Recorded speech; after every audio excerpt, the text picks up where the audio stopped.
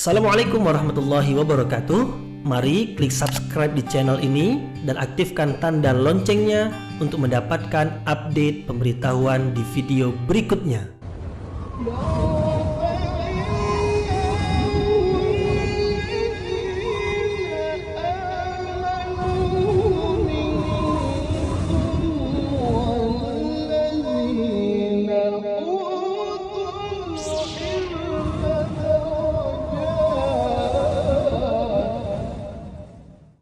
A'udzubillahi minasyaitonirrajim. Bismillahirrahmanirrahim. Assalamualaikum warahmatullahi wabarakatuh.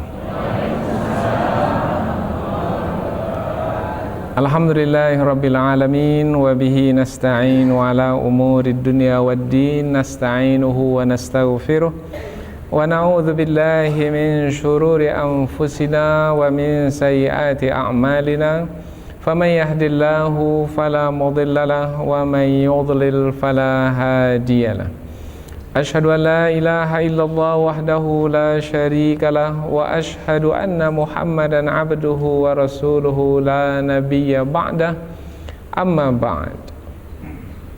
Kita bersyukur kepada Allah Subhanahu wa taala yang masih melimpahkan rahmat dan nikmat-Nya. Kita bersyukur dengan mengucapkan Alhamdulillahi Rabbil Alamin. Tidak lupa pula bersalawat kepada Rasulullah dengan mengucapkan Allahumma salli ala Sayyidina Muhammad wa ala ali Sayyidina Muhammad. Dan bersalam kepada Rasulullah dengan mengucapkan Assalamu alayka ya Rasulullah. Alhamdulillah kita dapat kembali meneruskan pengajian tafsir ayat-ayat suci Al-Quran yang insyaAllah kita akan teruskan kepada ayat yang ke-42, 43 dan 44 dari surah Ali Imran, yaitu tentang kisah Maryam. Sebelum ini tentang kisah Nabi Zakaria alaihi salam. Sebelumnya lagi adalah kisah tentang isteri Imran. Isteri Imran bernazar apabila anaknya lahir laki-laki maka akan dipersembahkan ke Baitul Maqdis untuk beribadah di Baitul Maqdis dan untuk menjaga dan memelihara Baitul Maqdis. Rupanya anak yang dilahirkan perempuan. Nah, anak perempuan yang dilahirkan itu dinamakan dengan Maryam. Meskipun perempuan, akhirnya Allah menerimanya juga untuk dipersembahkan di Baitul Maqdis untuk beribadah sepanjang masa di Baitul Maqdis. Nah, kemudian yang menjaga Maryam di Baitul Maqdis adalah Nabi Zakaria alaihissalam, karena Nabi Zakaria ini adalah masih lagi disebut sebagai paman kepada Maryam. Kemudian diceritakan pula tentang kisah Nabi Zakaria yang berdoa kepada Allah meminta anak, diperkenankan dapat anak meskipun usia beliau sudah tua. Kemudian isteri beliau pula mandul, tapi Allah berikan anak karena keimanan Nabi Zakaria alaihi salam.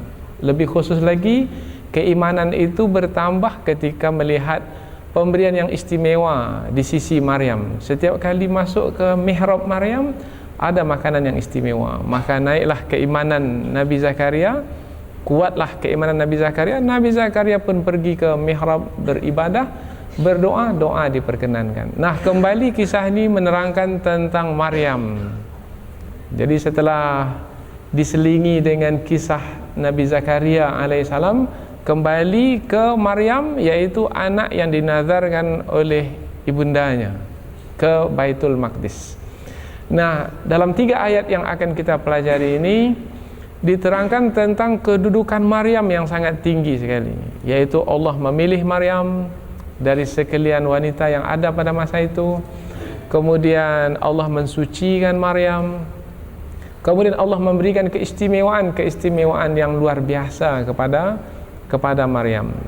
Kemudian Allah perintahkan Maryam supaya menjaga keistimewaan yang telah beliau terima dengan beribadah sungguh-sungguh kepada Allah, dengan senantiasa merendahkan diri, kemudian dengan senantiasa dalam jemaah umat Islam. jangan keluar dari jemaah umat Islam. Kemudian juga Allah menjelaskan bahwasanya kisah Maryam itu jauh sebelum masa Rasulullah SAW, ratusan tahun. Tetapi kisah Maryam tersebut Allah beritahukan kepada Nabi Muhammad SAW, sehingga Nabi pun mampu menyampaikan kisah Maryam yang sudah lama itu, meskipun Nabi tidak pernah membacanya dari mana-mana kitab karena Nabi sendiri buta huruf. Tetapi Nabi dapat menyampaikan kembali kisah tersebut karena memang kisah itu adalah wahyu dari Allah Subhanahu wa taala kepada Rasulullah. Maka penyampaian kisah tentang Maryam, tentang Nabi Zakaria, tentang keluarga Imran, ia adalah membuktikan kerasulan Nabi Muhammad SAW, yaitu mampu menceritakan kisah yang lalu padahal beliau adalah seorang yang buta huruf, tak pernah membaca dan belajar dari sesiapa, menunjukkan bahwasanya kisah-kisah tersebut adalah wahyu-wahyu Allah apabila turun kepada Rasulullah, membuktikan Rasulullah sebagai seorang Rasul yang sebenarnya. Maka dari 3 ayat ini kita akan mendapatkan pengajaran yang sangat berharga, yaitu pengajaran tentang Maryam. Ada pengajaran yang bisa kita ambil sebagai seorang hamba yang istimewa. Hamba yang istimewa karena melakukan perbuatan yang istimewa. Kemudian nanti juga pengajaran yang berharga adalah kisah yang begitu terperinci diberitahukan kepada Rasulullah, pasti ada hikmah di sebaliknya. Nah, hikmah itu insya-Allah akan bisa juga menjadi petunjuk dan bimbingan bagi kehidupan kita hari ini. Karena kita tidak ingin mengetahui kisah sebagai kisah, hanya menambah pengetahuan saja, tidak. Sebenarnya kisah di dalam Al-Quran bukan hanya sebagai pengetahuan masa lalu saja, tidak. Kita tidak hanya sekedar mengetahuinya sebagai perkara yang telah berlalu, tetapi kita ingin perkara yang berlalu itu kita ambil nilai yang ada dalamnya untuk kita amalkan pula dalam kehidupan kita hari ini dan pada kehidupan kita di masa yang akan datang. Dan kita akan terus sampaikan kepada anak cucu kita supaya mereka hidup di dalam nilai kisah ini. Bukan hanya kisah, kisah sudah berlalu, tetapi nilainya itu mestilah hidup sepanjang masa. Allah Subhanahu wa taala berfirman, A'udzu billahi minasyaitonir rajim. Bismillahirrahmanirrahim. Wa idz qalatil malaikatu ya Maryam innallaha astafaki wa tahharaki wastafaki ala nisa'il alamin. Ya Maryam uqnuti li rabbiki wasjudi warka'i ma'ar raki'in. Dzalika min amba'il ghaibi nuhihi ilaik wa ma kunta ladaihim idh yulquna aqlamahum ayyuhum yakfulu Maryam wa ma kunta ladaihim idh yakhtasimun. Allah berfirman, wa idh qalatil malaika, dan ingatlah ketika malaikat berkata, ya Maryam, wahai Maryam, innallah, sesungguhnya Allah, istafaki, telah memilihmu, wa tahharaki, dan mensucikanmu, wastafaki, dan memilihmu, ala nisa'il alamin, atas sekalian wanita sealam semesta ini. Ya Maryam, wahai Maryam, uqnuti, beribadahlah kamu, li rabbiki, kepada Tuhanmu, wasjudi, dan bersujudlah kamu, warka'i ma'ar raki'in, dan rukuklah kamu bersama orang-orang yang rukuk. Zalika, yang demikian itu, maknanya kisah yang telah lalu, yang telah diterangkan itu, min amba'il ghaib, yaitu dari berita-berita yang gaib. Nuhihi ilaik, kami wahyukan kepadamu. Mu di sini adalah Nabi Muhammad sallallahu alaihi wasallam. Wa ma kunta ladaihim, dan tidaklah kamu wahai Muhammad berada di antara mereka, idh yulquna aqlamahum, ketika mereka melemparkan anak panah mereka, ayyuhum yakfulu Maryam, untuk mengetahui siapa di antara mereka yang lebih utama untuk menjaga Maryam. Wa ma kunta ladaihim, dan tidaklah kamu hadir di antara mereka dahulu, karena Rasulullah datang kemudian. Idh yakhtasimun, yaitu ketika mereka berselisih tentang siapa yang lebih patut untuk menjaga Maryam, karena masing-masing mereka menganggap mereka lah yang lebih patut. Nabi Zakaria mengatakan dia yang lebih patut, pendeta yang lain mengatakan saya lebih patut, pendeta yang lain mengatakan saya lebih patut. Nah, mereka berselisih untuk menjaga Maryam. Nah, tidaklah Rasulullah itu hadir di antara mereka-mereka yang berselisih itu, karena mereka yang berselisih itu dahulu jauh, sementara Rasulullah adalah kemudian. Tetapi Rasulullah tahu bahwasanya mereka berselisih. Dari mana Rasulullah tahu? Dari wahyu yang diwahyukan. Kita ulang dari awal ayat lagi. Tujuan terjemahan ini adalah untuk mendekatkan kita kepada kandungan ayat, sehingga ketika mentafsirkan ayat, kita lebih nampak apa kandungan utama dari ayat ini, sehingga pengajian kita ini menjadi lebih terarah, lebih terfokus, ada tumpuan kepada makna utama dari ayat. Dan ingatlah ketika malaikat berkata, wahai Maryam, sesungguhnya Allah telah memilihmu dan mensucikanmu dan memilihmu atas sekalian wanita yang ada di semesta alam. Wahai Maryam, beribadahlah kepada Tuhanmu dan bersujudlah kamu dan rukuklah kamu bersama orang-orang yang rukuk. Yang demikian itu adalah di antara berita yang gaib yang kami wahyukan, berita tersebut kepadamu, wahai Muhammad. Dan tidaklah kamu hadir di antara mereka ketika mereka melemparkan anak-anak panah mereka, untuk mengetahui siapa di antara mereka yang lebih patut untuk memelihara Maryam. Dan tidaklah kamu hadir di antara mereka ketika mereka berselisih. Nah, jadi dari terjemahan ini nampaklah bahwasanya ayat ini menerangkan tentang kisah masa lalu, yaitu kisah Maryam, tentang ketinggian kedudukan Maryam. Kemudian satu lagi, kisah masa lalu itu diberitahukan kepada Rasulullah, membuktikan Rasulullah adalah sebagai seorang Rasul. Sekarang kita pindah ke tafsir ayat, yaitu tafsiran, penjelasan yang lebih panjang dari ayat, tujuannya untuk lebih dekat lagi dengan kandungan ayat.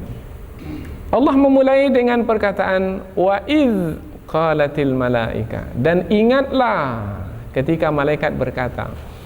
Apabila kita jumpa kata dan di pangkal ayat, bermakna ayat ini adalah lanjutan dari ayat yang sebelumnya. Sebab tidak mungkin kata dan itu tiba-tiba di pangkal ayat, tidak. Karena kata dan ini menghubungkan ayat dengan ayat.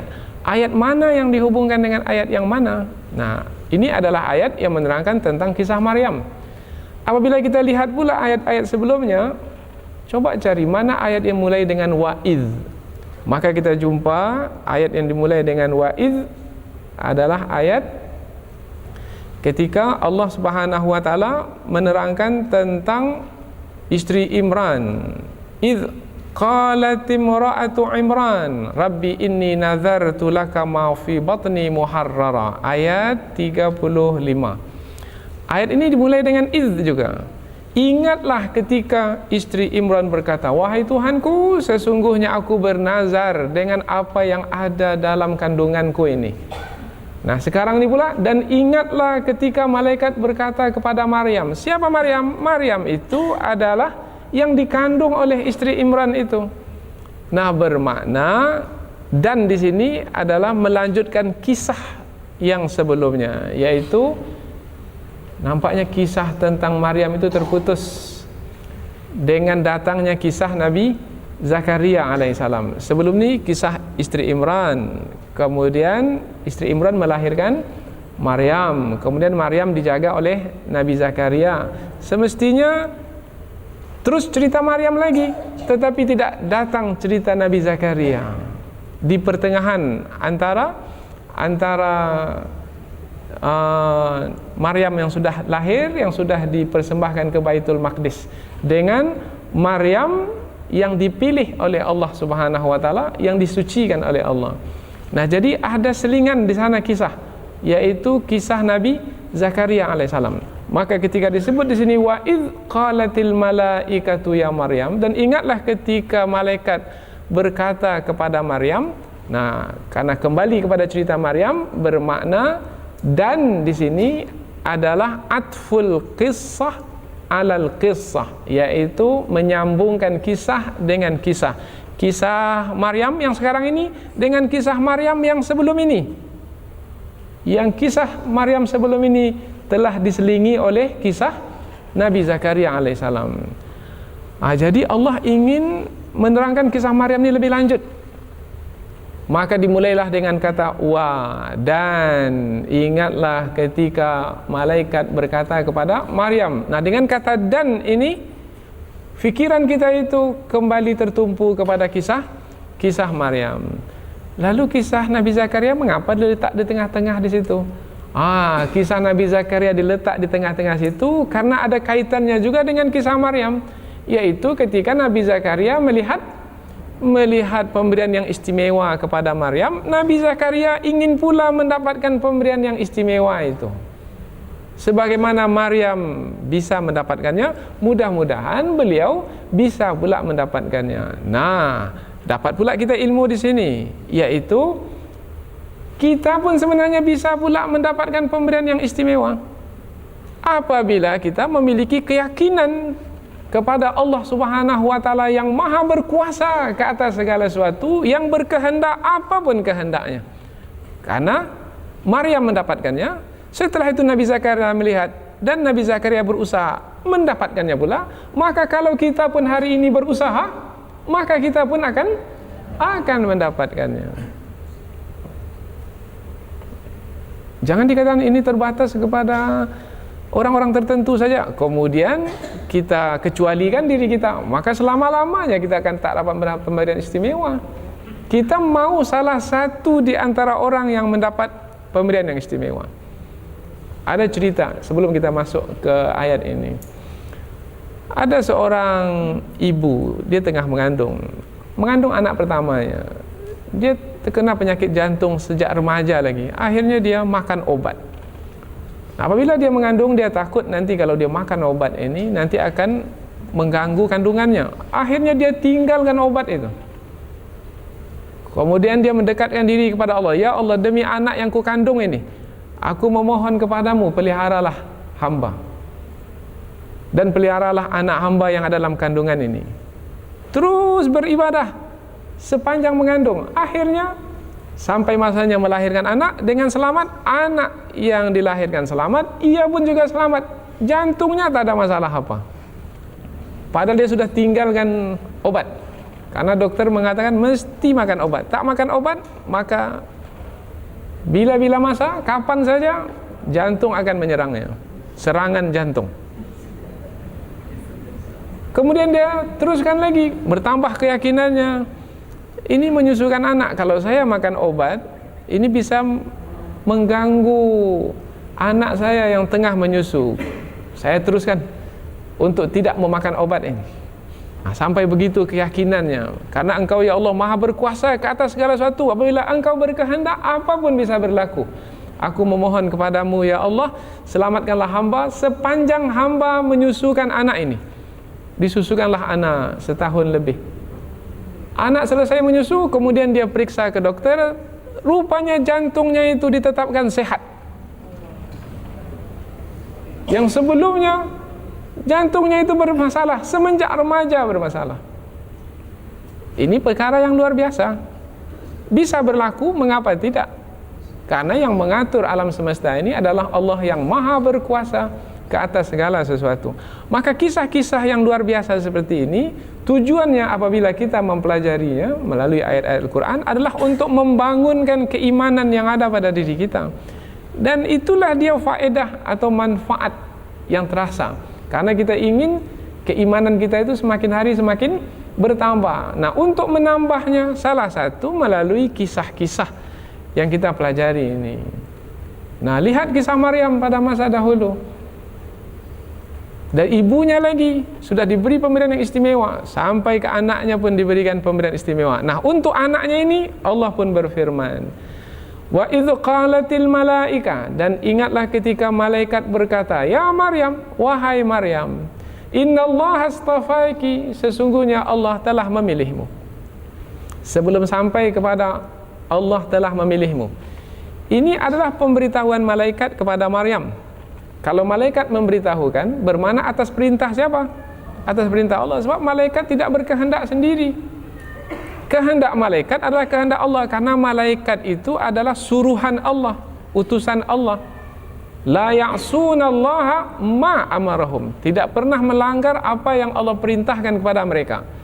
Jadi Allah memerintahkan pada malaikat, wahai malaikat, turun ke muka bumi, beritahukan kepada Maryam, sesungguhnya aku telah memilihnya. Sebelum sampai kepada Allah memilih, wahai malaikat, turun ke muka bumi, beritahukan kepada Maryam, beritahukan kepada Maryam. Jadi Maryam mendapat pemberitahuan dari malaikat. Jarang manusia dapat pemberitahuan dari malaikat. Siapa di antara kita nih yang dapat pemberitahuan dari malaikat? Dapat pemberitahuan dari malaikat itu sudah menerangkan Maryam sebagai seorang yang istimewa. Karena tidak semua orang dapat berhubungan dengan langsung dengan malaikat. Ulama tafsir, sebahagian besar ulama tafsir, jumhurul mufassirin mengatakan bahwasanya Maryam mendengar langsung malaikat itu memberitahukan. Yang mana malaikat itu menyerupakan diri, menjelmakan diri menjadi seorang lelaki. Kemudian memberitahukan kepada Maryam, wahai Maryam, aku adalah malaikat, memberitahukan kepadamu bahwasanya Allah Subhanahu wa taala telah memilihmu. Nah, jadi berhubungan dengan malaikat itu adalah satu keistimewaan. Apalagi yang disampaikan oleh malaikat itu adalah berita yang istimewa pula. Bertambah pula keistimewaan, yaitu beritanya, innallaha astafaki, sesungguhnya Allah telah memilihmu wahai Maryam. Memilih, yang memilih adalah Allah. Kalau disebut memilih, bermakna menetapkan kehendak dengan pengetahuan. Kita memilih, biasanya kita memilih wakil rakyat.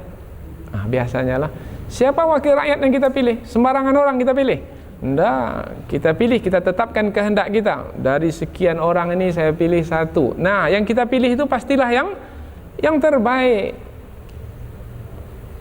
Ini yang betul-betul jujur dan ikhlas memilih lah. Dia ada juga yang tak jujur dan tak ikhlas karena kepentingan. Nah, Allah Subhanahu wa taala Maha Agung lagi Maha Mulia, Maha mengetahui lagi Maha bijaksana. Maka ketika memilih Maryam dengan pengetahuannya yang sempurna, pasti pilihan Allah itu adalah istimewa. Berbeda dengan pilihan manusia, belum tentu lagi istimewa.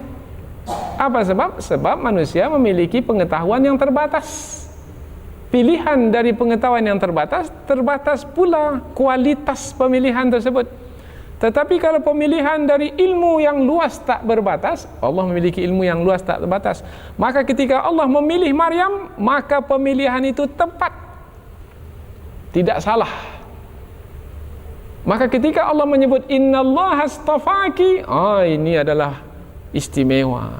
Sebab Allah memberitahukan bahwasanya Dia telah memilih Maryam, bermakna pilihan Allah itu adalah tepat.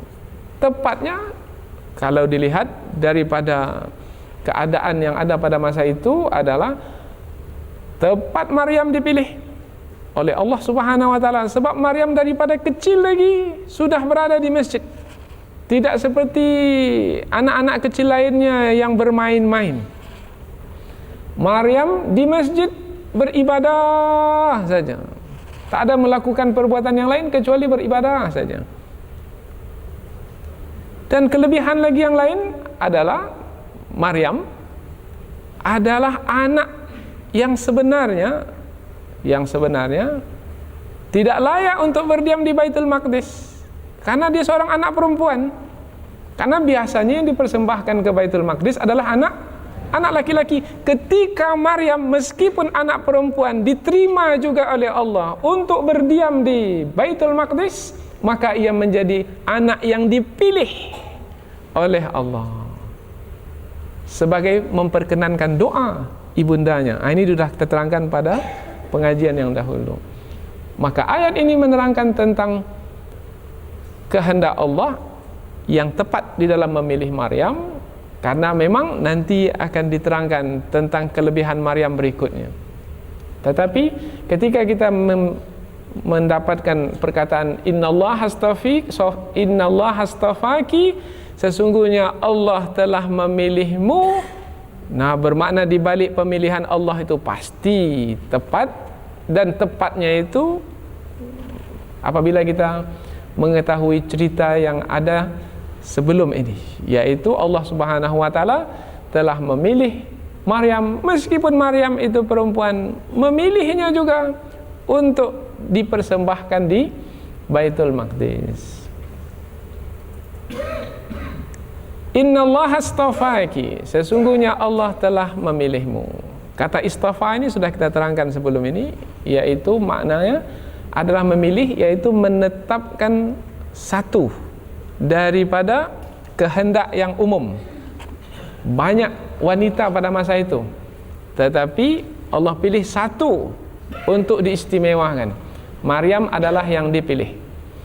Apabila kita lihat kepada hadis yang diriwayatkan oleh Imam Ahmad dalam kitab Musnad beliau, bahwasanya Rasulullah ada bersabda bahwasanya wanita surga itu ada 4. Nisaul jannah arba'. Rasulullah bersabda 4 wanita surga, yaitu 4 wanita utama di dalam surga. Kalau utama dalam surga bermakna ketika di dunia pun adalah wanita-wanita utama. Allah sebut yang pertama adalah Maryam bintu Imran. Yang kedua Khadijah bintu Khuwailid, istri Rasulullah. Yang ketiga Fatimatu ibnatu Muhammad, yaitu Fatimah anak Nabi Muhammad. Dan yang keempat Asia ibnatu Muzahim. Dalam riwayat yang lain yaitu Asia imra'atu Fir'aun, Asia istri Fir'aun. Jadi ada 2, ada Asia binti Muzahim, bermakna bapaknya bernama Muzahim. Kalau disebut Asia imra'atu Fir'aun, Asia istri Fir'aun. Nah, dimunculkanlah ia sebagai seorang istri kepada seorang raja yang sangat zalim sekali, bahkan menganggap dirinya sebagai Tuhan. Tapi meskipun suaminya itu sangat zalim, kejam, ganas, menganggap dirinya sebagai Tuhan, Asia tetap bertahan dalam keimanannya, tak sedikit pun terpengaruh dengan kepercayaan suaminya. Maka jadilah dia istri yang wanita yang utama. Jadi ada 4. Ada Maryam, ada Khadijah, ada Fatimah, ada Asia. Bahkan dalam hadis riwayat Imam Al-Bukhari disebut 2 saja, tapi dengan perkataan yang lain, lam yakmul minan nisa, dan belum lagi sempurna atau tidaklah sempurna keimanan dari wanita-wanita illa kecuali 2 wanita saja yang sempurna imannya, yang paling sempurna imannya, sangat sempurna sekali berbanding wanita lain. Pertama adalah Maryam bintu Imran, Maryam binti Imran. Kemudian yang satu lagi adalah Asia imra'atu Fir'aun, Asia istri Fir'aun. Jadi 2 disebut.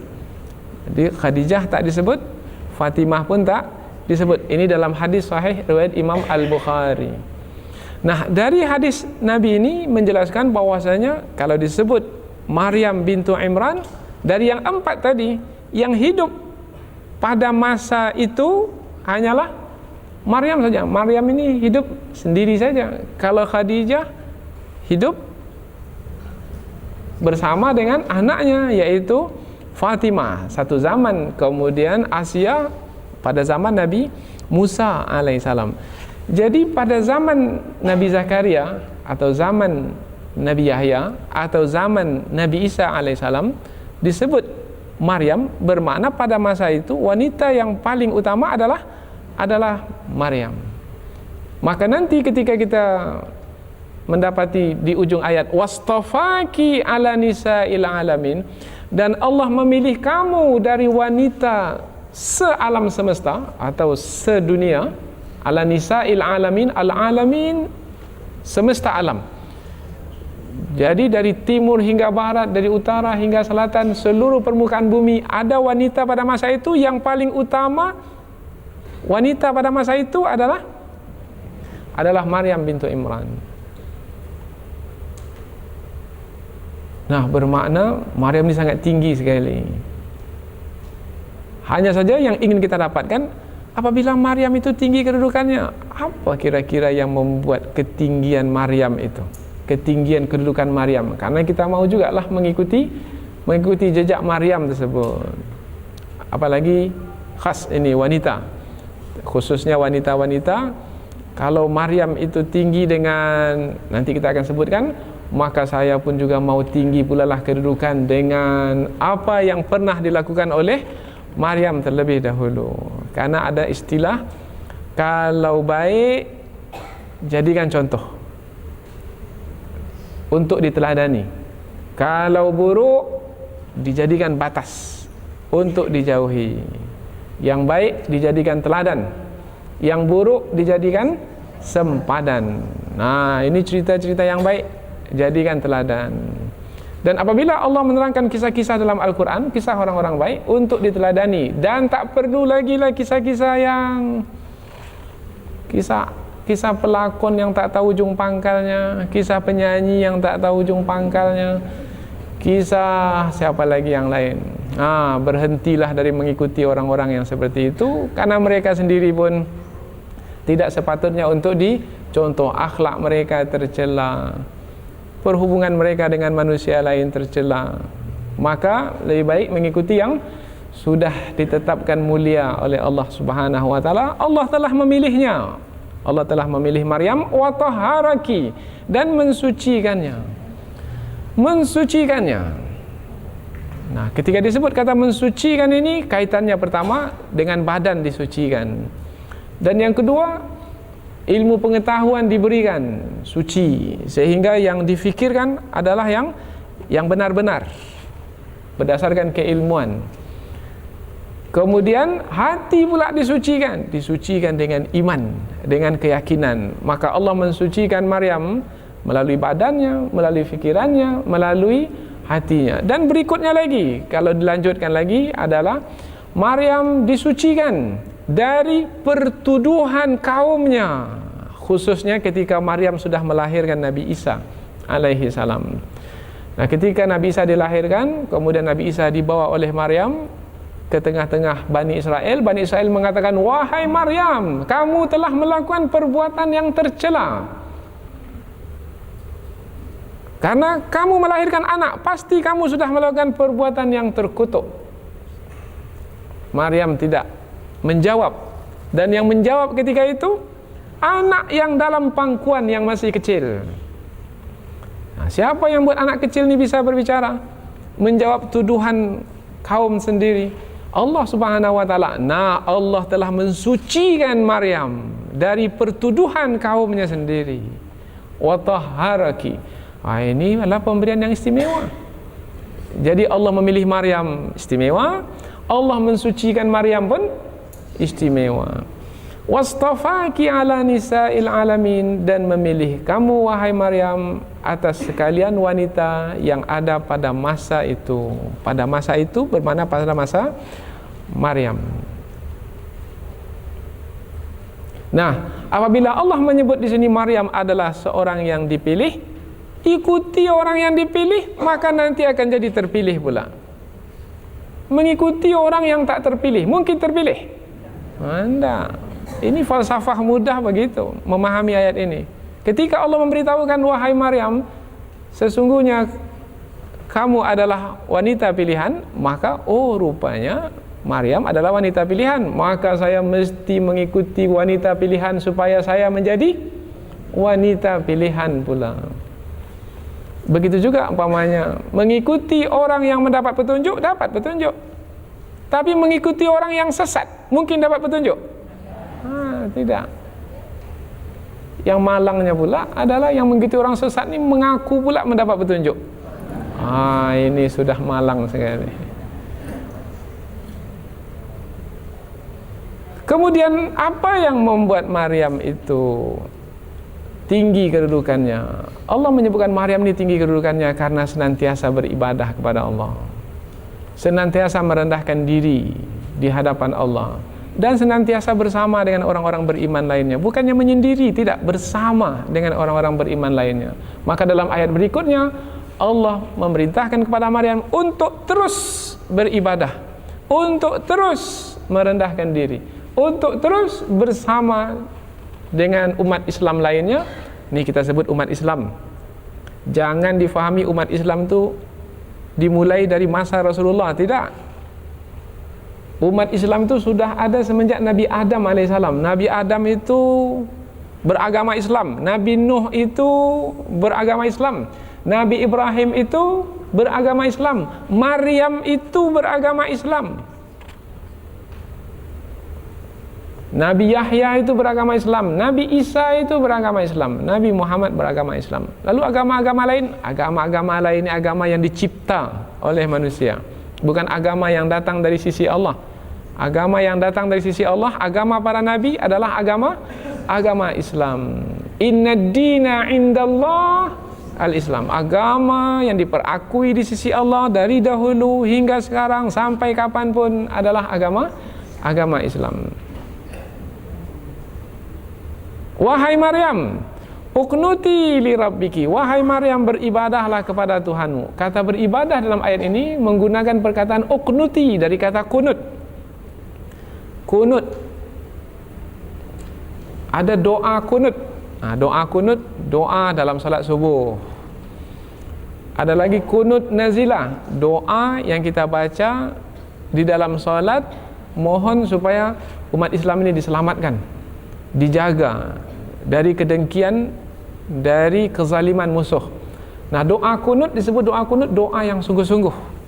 Nah, ketika Allah memerintahkan Maryam, uqnuti, berkunutlah kamu, maknanya jangan difahami pula membaca doa kunut.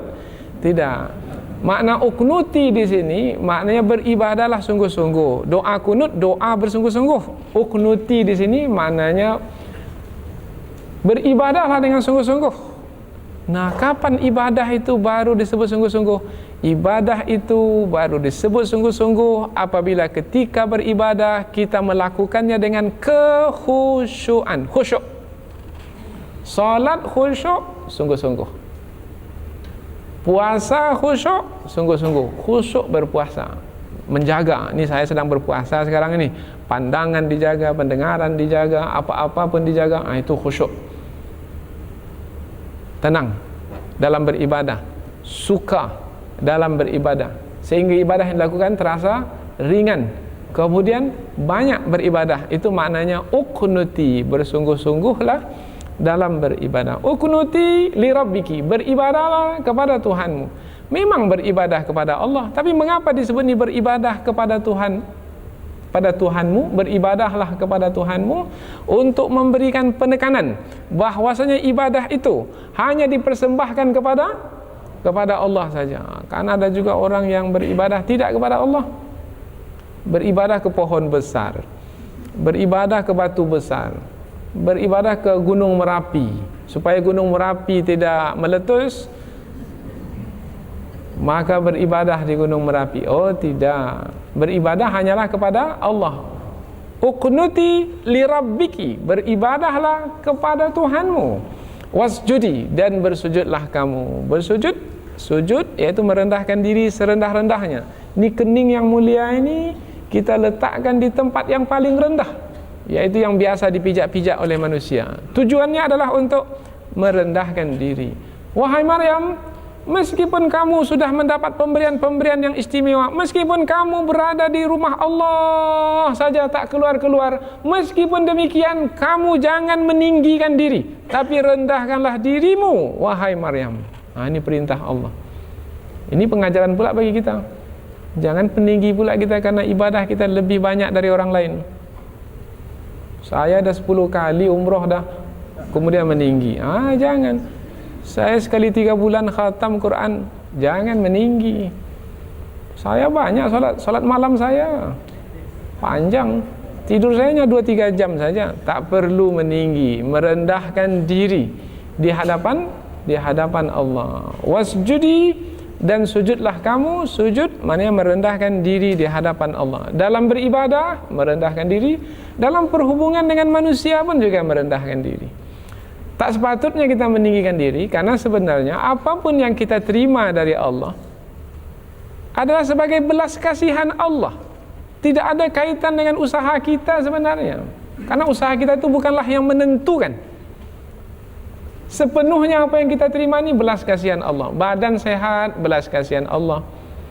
Ada orang yang jaga badannya, makan dijaga, tidur dijaga, semua dijaga, sakit juga. Karena memang bukan kita yang menentukan badan kita itu sehat sebenarnya. Ia adalah sepenuhnya belas kasihan Allah.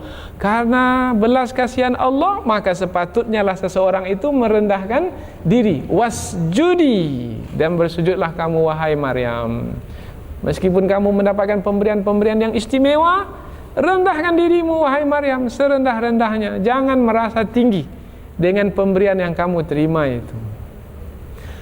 Seorang hamba semakin merendahkan diri di hadapan Allah, semakin tinggi kedudukannya. Kebalikannya, seorang hamba semakin meninggikan dirinya di hadapan Allah, semakin jatuh kedudukannya di hadapan Allah.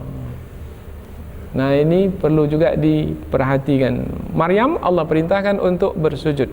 Wasjudi warka'i ma'ar raki'in, dan rukuklah kamu bersama orang-orang yang rukuk. Dan rukuklah kamu. Sebenarnya rukuk ini adalah juga bahagian dari solat. Mengapa tidak cukup dengan wasjudi saja? Kan sudah ada makna solat di situ. Mengapa ada lagi kata warka'i? Warka'i adalah juga bahagian dari solat. Tetapi Allah sambung warka'i ma'ar raki'in, dan rukuklah bersama orang-orang yang rukuk. Apabila disebut bersama orang yang rukuk, bermakna wahai Maryam, jangan tinggalkan salat jamaah. Senantiasalah kamu berjamaah salat wahai Maryam.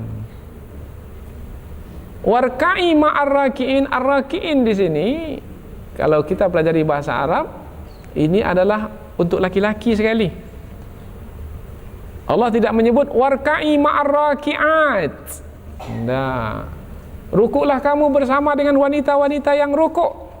Allah tidak menyebut wanita-wanita yang rukuk, tapi Allah menyebut orang-orang yang rukuk dari kalangan laki-laki dan perempuan. Maknanya wahai Maryam, meskipun kamu wanita yang paling utama pada masamu, meskipun kedudukan kamu lebih tinggi dari kedudukan laki-laki, tetapi kamu wahai Maryam, tetaplah kamu bermakmum kepada laki-laki. Jangan hanya karena tinggi kedudukanmu, padahal kamu adalah seorang perempuan, kemudian kamu tidak pula lagi mau bermakmum kepada laki-laki. Karena Allah telah tetapkan imamah, kepemimpinan itu di dalam salat Jumat itu ada pada laki-laki. Karena kita dengar juga hari ini ada perempuan mau jadi imam pula salat. Nah, ini dari kalangan Islam liberal, Islam sempalan. Ini ajaran sesat ini, tak bisa diterima pada hari ini. Dan ini adalah pesan dari musuh untuk menghancur, memecah belahkan masyarakat. Maka jadi imam pula dia. Laki-laki pula yang jadi makmum di belakangnya. Ini ayat ini menyebutkan Maryam sudah tinggi kedudukannya, tetapi Allah masih perintahkan Maryam untuk menjadi makmum bagi laki-laki. Jadi makmum, jadi pengikut bagi laki-laki, karena memang Allah telah tetapkan imam itu mestilah laki-laki. Warka'i ma'ar raki'in, rukuklah kamu bersama orang-orang yang rukuk. Satu lagi makna bersama orang-orang yang rukuk, wahai Maryam, jangan kamu bersendirian dalam perkara agama. Apabila dalam perkara agama itu berjamaah, maka mesti berjamaah. Jangan hanya karena ketinggian kedudukanmu kemudian kamu sendiri melepaskan diri dari jamaah. Oh jangan, ma'ar raki'in, bersama dengan orang-orang rukuk lainnya. Kalau disebut rukuk, yaitu menundukkan badan ini setengah. Kalau sujud, menundukkan badan ini seluruhnya sampai ke bawah. Nah, rukuk setengah saja. Di rukuk kita membaca Subhana Rabbiyal Azim, Subhana Rabbiyal Azimi wa bihamdi. Maha suci Engkau ya Allah yang maha agung. Jadi rukuk itu adalah mengagungkan Allah Subhanahu wa taala. Wahai Maryam, rukuklah kamu, agungkanlah Allah Subhanahu wa taala bersama dengan orang-orang yang mengagungkan Allah secara bersama-sama. Jangan kamu sendiri-sendiri wahai Maryam. Maka wanita hari ini pun juga begitu. Jangan sendiri-sendiri. Biasanya pula serigala itu memakan kambing yang terlepas dari kumpulannya. Maka dalam hadis disebutkan asyaitanu dzi'bul insan. Syaitan itu serigala bagi manusia. Yaitu kadzi'bil ghanam, seperti serigala bagi kambing. Serigala itu akan memakan kambing al-qasiyah wan nahiyah, yaitu kambing yang tersisih atau terkeluar dari kelompoknya. Yang itu yang diterkam oleh serigala. Wanita-wanita tetap dalam jemaah yang kuat.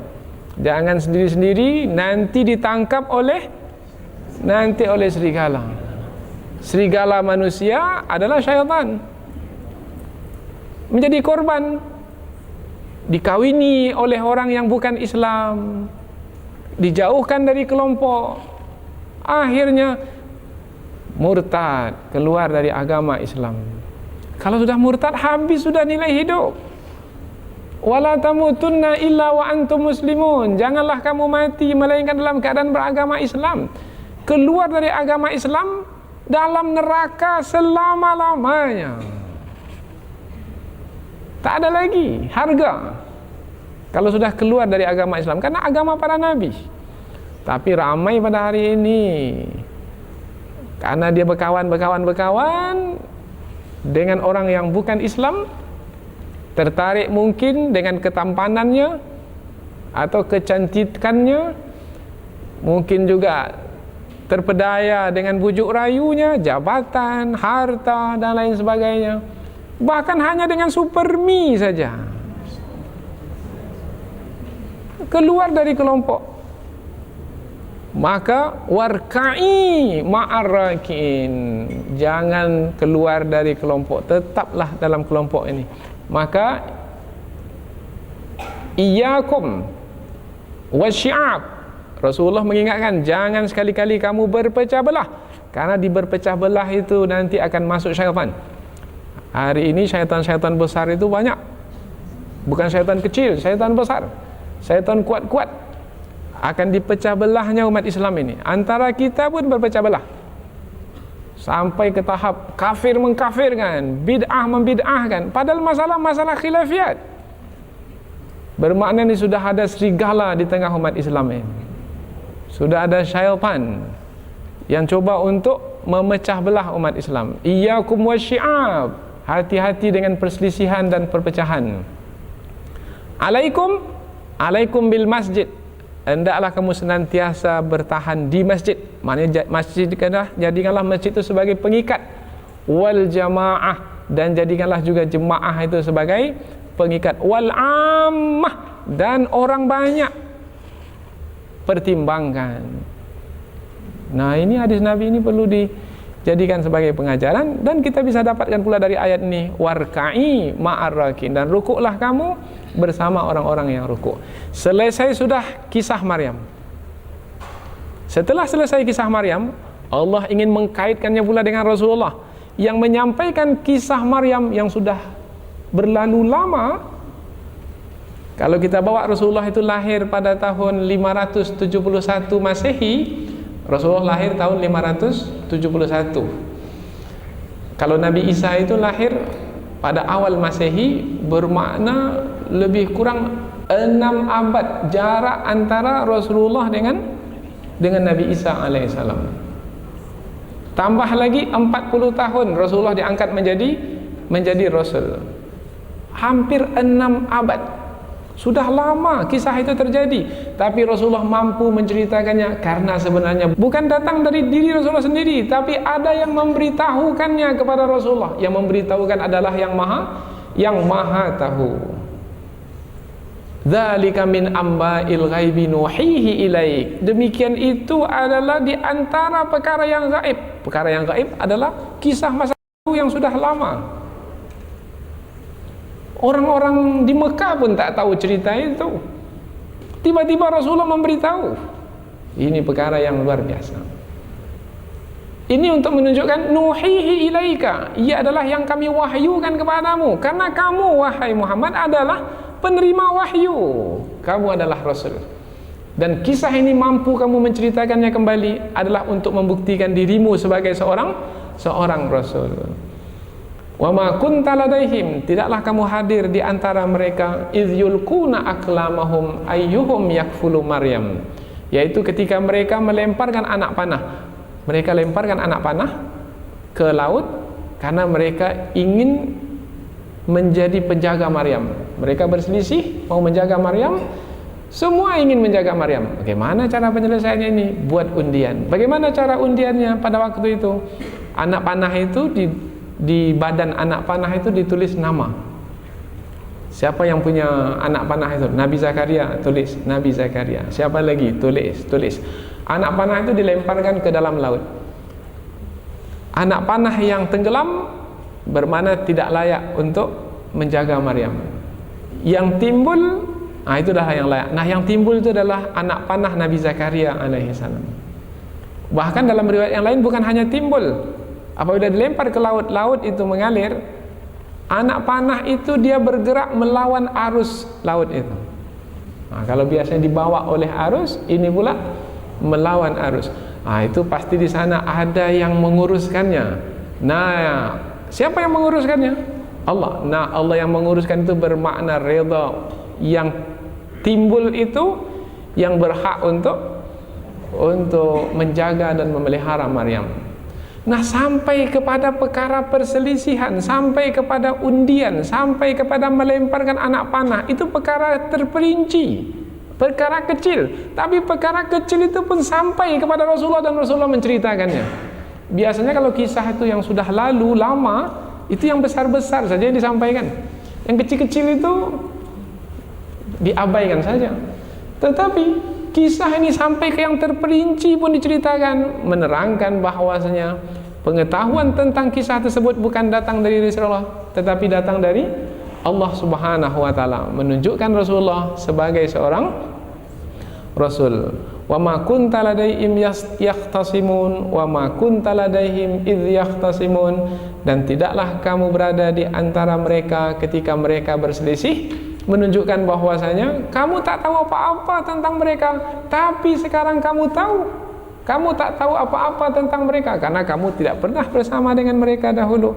Tapi kamu tahu sekarang karena ada yang memberitahumu. Diulang 2 kali seperti ini untuk memberikan penekanan. Wahai orang-orang beriman pada hari ini, jangan ragu lagi kepada Nabi Muhammad sebagai seorang Rasul yang menyampaikan wahyu dari sisi Allah.